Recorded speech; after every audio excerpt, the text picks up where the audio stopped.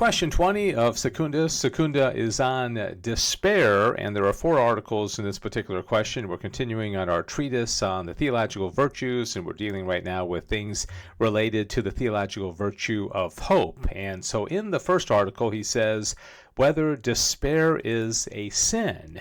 And he says the true opinion of the intellect about God is that from him comes salvation to mankind and pardon to sinners. Okay, so that's the truth according to our faith. That's what we are to believe. While it is a false opinion that he refuses pardon to the repentant sinner, or that he does not turn sinners to himself by sanctifying grace. Therefore, just as the movement of hope, which is in conformity with the true opinion, is praiseworthy and virtuous, so the contrary movement of despair, which is in conformity with a false opinion about God, is vicious and sinful. So if you don't believe the truth that God will forgive sinners, but you believe the lie or the falsehood that there's no chance you're going to be able to be forgiven, well, that is by definition despair, and that is sinful, according to St. Thomas Aquinas. Article 2 says whether there can be despair without unbelief. Now, I really like how he begins this, because he starts talking about universals and particulars, which is a really important part of philosophy. So he says unbelief pertains to the intellect, but despair to the appetite. So already we're beginning to see that he's reviewing the various faculties of the human person, like we talked about before. We have intellect, we have passions, we have will, we have appetites, we have senses. Okay, all these things that make us, a part of our nature, that we have all these things, right? So unbelief is related to the intellect, despair to the appetite. And the intellect is about universals, while the appetite is moved in connection with particulars. So, for example, this is a particular pen, but there's a universal of penness, which this pen would share with this pen. But each one of these is a particular pen that share the universal of penness, right? Since the appetitive movement is from the soul towards things which in themselves are particular, now it may happen that a man, while having a right opinion in the universal, is not rightly disposed as to his appetitive movement, his estimate being corrupted in a particular matter, because in order to pass from the universal opinion to the appetite for a particular thing, it is necessary to have a particular estimate. All right. So then he gives an example which really makes it easy to understand. He says, just as the fornicator, by choosing fornication as a good for himself in this particular moment, has a corrupt estimate in the particular matter, although he retains a true universal estimate according to faith, that is, that fornication is a mortal sin. In the same way, okay, so let me go back to that example. So a man may believe that fornication is a mortal sin. So in the universal, he's aligned with the truth about his faith and about God.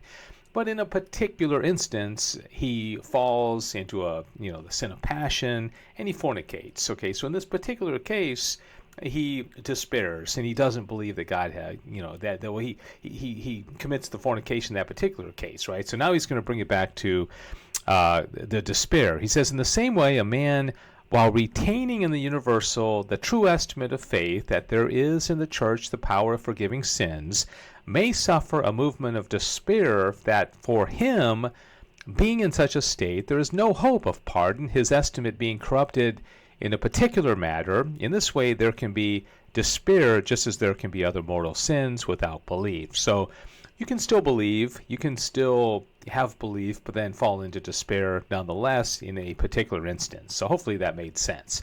Article 3 says whether despair is the greatest of sins. Now, if you asked people these days what is the greatest sin, they'd probably say murder or rape or genocide, or these are horrible sins, right? But Aquinas is going to look at it very differently, and I love what he says here. He says those sins which are contrary to the theological virtues are in themselves more grievous than the others, because since the theological virtues have God as their object, the sins which are opposed to them imply aversion from God directly and principally. Consequently, a sin which first and of its very nature includes aversion from God is most grievous among mortal sins. Now, unbelief, despair, and hatred of God are opposed to the theological virtues. Unbelief is opposed to faith, hatred of God to charity, and despair to hope, right? And then he says, in one way, the hatred of God and the unbelief are the worst. He says it's clear that unbelief and hatred of God are against God as he is in himself, while despair is against him according as he is good as partaken in us. Okay, so the despair is more about us and our reaction to God's truths, right? If, however, despair be compared to the other two sins from our point of view, then despair is more dangerous, since hope withdraws us from evils and induces us to seek good things, so that when hope is given up, men rush headlong into sin. So when we despair, we often fall into other sins as well, because we no longer have any hope of God's mercy and God's forgiveness. Whether despair arises from sloth, he says the object of hope is a good, difficult, but possible to obtain by oneself or by another. Consequently, the hope of obtaining happiness may be lacking in a person in two ways. First, through his not deeming it an arduous good. Okay, so he doesn't even see the object of hope as being a good thing in the first place. Secondly, through his deeming it impossible to obtain either by himself or by another.